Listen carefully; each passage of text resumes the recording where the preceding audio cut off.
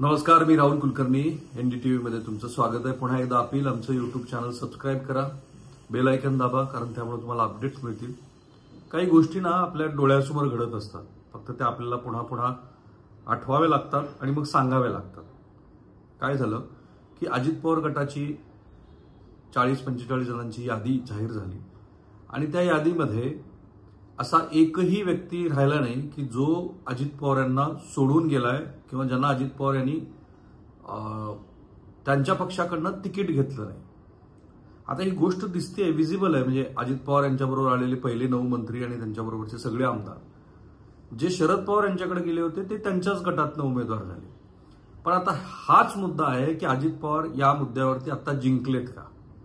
कारण जयंत पाटलापासून ते राष्ट्रवादी काँग्रेसच्या बहुतेक सगळ्या नेत्यापर्यंत सगळेजण काय म्हणत होते, तर अजित पवार यांच्याबरोबर गेलेले हे जे सगळेजण आहेत हे विधानसभेला परत आमच्याकडे येतील, यायला इच्छुक आहेत.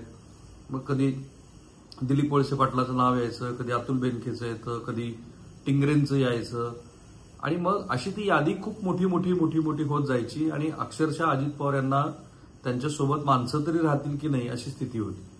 अगदी भुजबळ सुद्धा जेव्हा शरद पवार यांना भेटले आणि तेव्हा ते झोपलेले होते, निद्रित अवस्थेत होते, 1.5 तास ते तिथे थांबले, नंतर मग ते त्यांना भेटायला आले, तेव्हा पण छगन भुजबळ यांच्या या भेटीचा जो तर्क लावला गेला तो ते शरद पवार यांच्याकडे पुन्हा परत जातील असाच होता.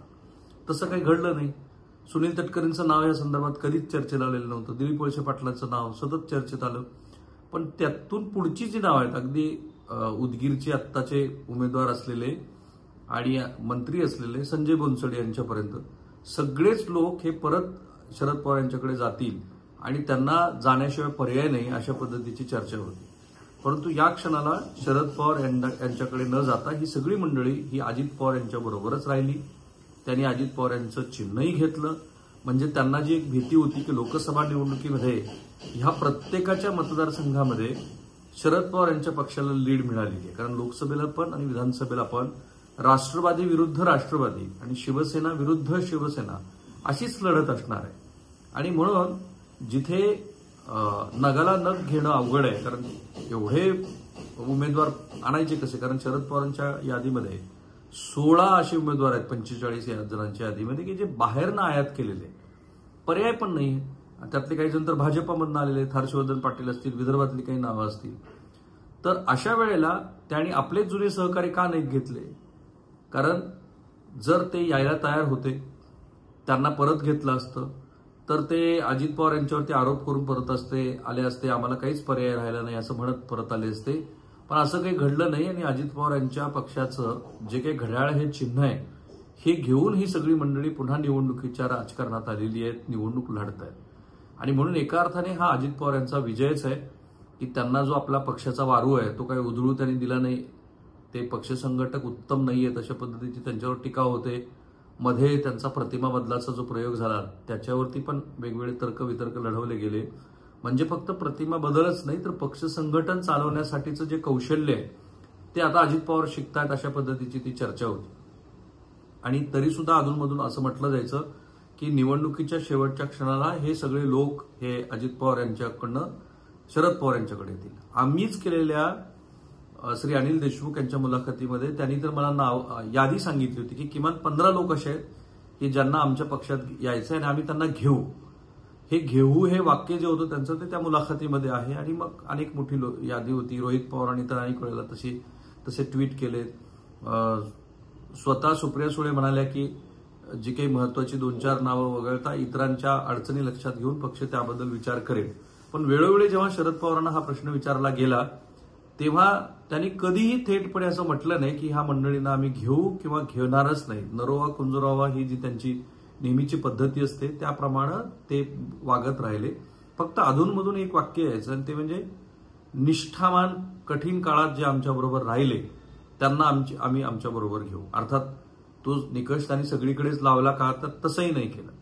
म्हणूनच दुसरा मुद्दा असा आहे की मुळात अजित पवार जिंकले त्याचं कारण शरद पवार आहेत का? कारण शरद पवारांनी आपल्या राजकीय कारकिर्दीमध्ये किमान 4 वेळेला असे प्रयोग केले. ते स्वतःच अनेक मुलाखतीमध्ये सांगतात की जेव्हा 55 आमदार त्यांच्याबरोबर होते आणि ते परदेशात गेले त्यातले 54 परत गेले. मला तर फक्त पद्मसिंह पाटील हेच त्यांच्याबरोबर शिल्लक उरले होते. तर तेव्हा सुद्धा त्यांनी तोच प्रयोग केला. त्या ठिकाणी सगळे नवे उमेदवार दिले आणि सगळी नवी फळी महाराष्ट्राच्या राजकारणात आणली. आणि असं एकदा नाही दोनदा नाही, असं 3-4 वेळेला शरद पवारांनी केलेलं आहे. बहुधा तो आपला पूर्वानुभव, महाराष्ट्राबद्दलचा त्यांचा गाढा अभ्यास, महाराष्ट्रातल्या प्रत्येक मतदारसंघाची त्यांना जातनिहाय असलेली जाण आणि एकूणच आत्ताचं वातावरण बघता बहुधा त्यांनी या मंडळीला आपल्याकडे परत घ्यायचं नाही असं ठरवलं. आणि मग ती मंडळी परत येणारच नव्हती, तर त्यांनाही पर्याय राहिला नाही, कारण ती शरद पवार त्यांना घेणार नव्हते, म्हणून ते अजित पवार यांच्या बरोबर गेले. पण या ठिकाणी एक अपवाद कसा केलाय बघा. गणेश नाईकांचा कसा अपवाद आहे किंवा मोहिते पाटील कुटुंबांचा कसा अपवाद आहे. ही पण मंडळी जेव्हा शरद पवारांना सोडून गेली तेव्हा ती हार्डकोर हिंदुत्वादी पक्षामध्ये गेली होती. म्हणजे मोहिते पाटील हे भाजपचे आजही विद्यमान आमदार आहेत, रणजित सिंह. इकडे गणेश नाईकांच्या कुटुंबात तर अशी अडचण आहे की त्यांच्या कुटुंबाने नेमका झेंडा कोणाचा घ्यायचा हाच प्रश्न आहे. माफ करा, कारण एकाच कुटुंबामध्ये आता कमळ पण असणार आहे आणि तुतारी पण असणार आहे. हे अपवाद शरद पवारांनी केले. पण आपले जे जुने सहकारी जे एवढी वर्ष राष्ट्रवादी काँग्रेसच्या स्थापनेपासून त्यांच्या बरोबर होते त्यांना मात्र आपल्या बरोबर घेतलं नाही. आणि म्हणून शरद पवार यांनाच त्यांना नाकारायचं होतं का हा प्रश्न इथे उभा राहतो.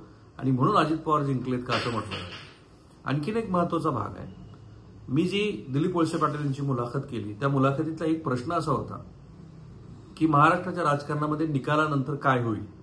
तर त्यांनी थेट उत्तर असं दिलं की महाराष्ट्राच्या राजकारणामध्ये निकालानंतर काहीही होऊ शकतं. म्हणजे आत्ताच्या महायुतीतले 2 घटक पक्ष इकडे जाऊ शकतात किंवा महाविकास आघाडीतले 2 घटक पक्ष इकडे येऊ शकतात. म्हणजे रिअलाइनमेंट होईल.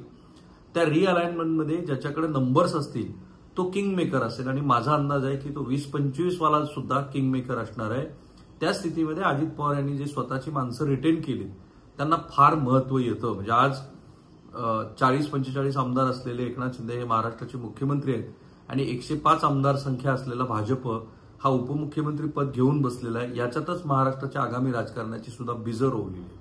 आणि म्हणून जो दुसरा मुद्दा मी टॅग केलाय की भाजप असं का करत आहे की स्वतःची माणसं ते अजित पवारांना देतात. बघा, आज 2 पक्ष प्रवेश झाले. प्रताप पाटील चिखलीकर आणि भाजपचे माजी खासदार संजय पाटील सांगलीचे हे भाजपमध्ये दाखल झाले. निशिकांत पाटील हे इस्लामपूरमधून भाजपचे असलेले पण त्यांना राष्ट्रवादी काँग्रेसच्या अजित पवार गटानं तिकीट दिलेलं आहे. राजकुमार बडोले ही तर 4 नावं मी तुम्हाला सांगितली. संजय पाटील, प्रताप पाटील चिखलीकर ज्याला लोह्याची उमेदवारी दिली जे स्वतःच्या सख्या मेहण्याच्या विरोधात उमेदवारी असणार आहे. दुसरीकडे इस्लामपूरचे निशिकांत पाटील आणि राजकुमार बडोले. असं का भाजप करताय की जे एरवी भाजपनं केलं नसतं. तर त्याचं कारण आहे महाराष्ट्र. महाराष्ट्र हे जर राज्य भाजपच्या हातातनं गेलं तर सेंट्रलच्या त्यांच्या आत्ताच्या सरकारच्या स्थिरतेवरती पण परिणाम होऊ शकतो. त्यामुळे भाजप कोणत्याही स्थितीमध्ये महाराष्ट्रातली सत्ता जाऊ देणार नाही. आणि म्हणून एरवी जो भाजपचा इतर प्रादेशिक पक्षासंदर्भात वागवण्याचा जो तोरा असतो तो त्यांनी इथे दाखवला नाही. म्हणजे असं कसं होऊ शकतं की 2 उपमुख्यमंत्री श्री देवेंद्र फडणवीस आणि श्री अजित पवार हे दिल्लीमध्ये वेटिंगवरती आहेत आणि महाराष्ट्र राज्याचे मुख्यमंत्री ज्यांना मेसेज गेला नाही म्हणून ते 1 दिवस दिल्लीला जात नाहीत, ते अमित शहा यांच्या बैठकीला स्किप करतात. तर त्याचं मुख्य कारण हे आहे की या प्रादेशिक पक्षांना पण आपलं मूल्य कळलेलं आहे आणि महाराष्ट्र किती महत्वाचा हे कळलेलं आहे. महाराष्ट्रासारखं आर्थिक संपन्नता असलेलं राज्य हे विरोधी पक्षाच्या ताब्यात गेलं तर पहिल्या उद्धव ठाकरे यांच्या सरकारच्या काळात किती भिरभिर भाजप झाली होती ते आपण बघितले. आणि म्हणून केंद्रातली आत्ताची सध्याची आकडेमोड पाहता भाजपला महाराष्ट्रातली सत्ता आपल्या हातातनं जाणं हे परवडणार नाही. आणि म्हणून जिथे जिथे आपल्या मित्रपक्षाला उमेदवारांची रसद कमी पडते आहे तिथे तिथे भाजप आपले उमेदवार देतोय. फक्त ते एकनाथ शिंदेंना देताना जरा त्यांचा हात आखडताय असं दिसतंय. त्याचेही पुन्हा वेगळे संदर्भ आहेत. तर हे जे महाराष्ट्राच्या राजकारणात घडतं आहे ते यापूर्वी घडलेलं नाही. पण आता जे घडतं आहे ते महत्वाचं आहे. म्हणून आम्ही 2 मुद्दे टॅग केले की अजित पवार यांना आत्ता आपण जिंकले ते असं म्हणू शकतो का की शरद पवार यांनाच हे नको होते म्हणून अजित पवार जिंकल्याचा भास होतोय.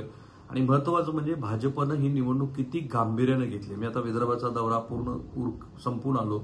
मध्य महाराष्ट्र जवळपास संपलाय. कोकणाचा काही भाग आणि पूर्ण पश्चिम महाराष्ट्र फिरलोय. म्हणजे 50% महाराष्ट्र जवळपास फिरल्यानंतर भाजपनं किती छोट्या मोठ्या गोष्टी केल्यात. मी जेव्हा अकोल्यात प्रकाश आंबेडकरांच्या अकोल्यामध्ये मातंग समाजाच्या मुलांशी बोललो तेव्हा आरक्षणाच्या वर्गीकरणासंदर्भात भाजपनं घेतलेल्या निर्णयाचे किती रिपरकशन झालेले आहेत ते तिथं मी बघितलं किंवा मायक्रो ओबीसी संदर्भातल्या जात घटकांना ओबीसीच्या सेंट्रल लिस्टमध्ये टाकण्याचा जो निर्णय आहे त्याचे परिणाम मी बघितले. वेगवेगळ्या जातीचे जे महामंडळ निर्माण केलीत भाजपनं त्याचे परिणाम मी बघितले. आणि म्हणून जे चित्र लोकसभेला दिसलं होतं तसं महाराष्ट्राच्या विधानसभेमध्ये नाहीये हे मला आता अगदी ठामपणे सांगता येतं. प्रत्येक मतदारसंघामध्ये उमेदवार महत्वाचा आहे, त्या उमेदवारानं पूर्वी केलेलं काम महत्वाचं आहे, त्याची जात महत्वाची आहे, त्याच्याबरोबरचं पक्ष संघटन महत्वाचं आहे, त्याच्याबद्दलचं नॅरेशन जे लोकांमध्ये आहे ते महत्वाचं आहे. आणि हे सगळं लक्षात घेऊनच भाजपनं अत्यंत बारकाईनं खुबीनं आपले काही उमेदवार अजित पवार यांना दिलेत. आणि अजित पवार हे स्वतःचे उमेदवार राखण्यामध्ये यशस्वी झालेत, कारण त्यांच्याकडे जी सरदारांची टीम आहे ती टीम ही स्वतःला जिंकून आणण्याच्या क्षमतेची निश्चित आहे, भलेही त्यांच्यासमोर शरद पवार असतील तरी सुद्धा. सो थांबूया आपण इथे. पुन्हा एकदा अपील, आमचं युट्यूब चॅनल सबस्क्राईब करा, बेल आयकन दाबा, कारण यातनं तुम्हाला हे तपशीलवार विवेचन ऐकायला मिळेल.